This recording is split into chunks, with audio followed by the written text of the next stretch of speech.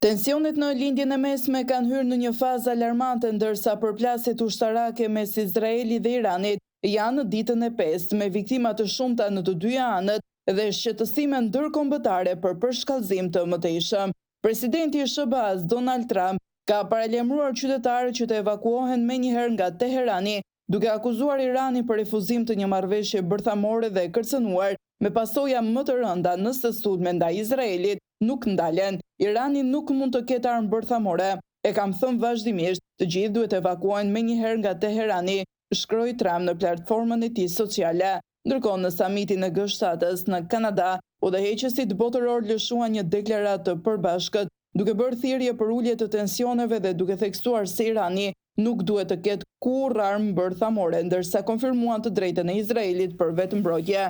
SBA, Mbretëria e Bashkuar, Franca, Gjermania, Italia, Kanadaja dhe Japonia, së bashku me BE-n, dënuan ash për përshkallëzimin dhe theksuan nevojën për ruajtjen e stabilitetit në tregjet ndërkombëtare të energjisë. Presidenti amerikan Donald Trump u largua herët nga samiti duke përmendur si arsye situatën emergjente në lindjen e mesme. Ai hodhi poshtë deklaratat e presidentit francez Macron, i cili sugjeroi se SBA-t kishin propozuar një armë pushim. Gabim, ai nuk e ka iden pse po kthehem në Washington, shkroi Trump.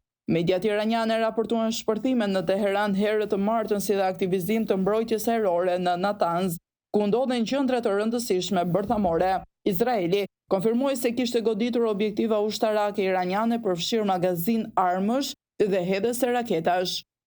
Ndërkohë sirenat testuan mitajror u dëgjuan në Tel Aviv, Jerusalem dhe qytetin bregdetar të Herzlias, ku raportohet dëme materiale dhe viktima. Sipas autoriteteve, 224 iranian janë vrarë, shumica civil, ndërsa Izraeli raporton 24 viktima dhe afro 3.000 të evakuar. Sipas mediave, Irani ka kërkuar Katarit, Omanit dhe Arabisë Saudite të ushtrojnë presion ndaj Trump që t'i kërkojë kryeministrit Izraelit Benjamin Netanyahu të pranojë një armë pushim të menjëhershëm në këmbim. Irani do të shfaqte fleksibilitet në negociata bërthamore. Ministri i jashtëm iranian Abbas Araki deklaroi se nëse SBA-t janë të sinqerta për diplomacinë, atëherë Izraeli duhet të ndalë agresionin, përndryshe përgjigjja jon do të vazhdojë.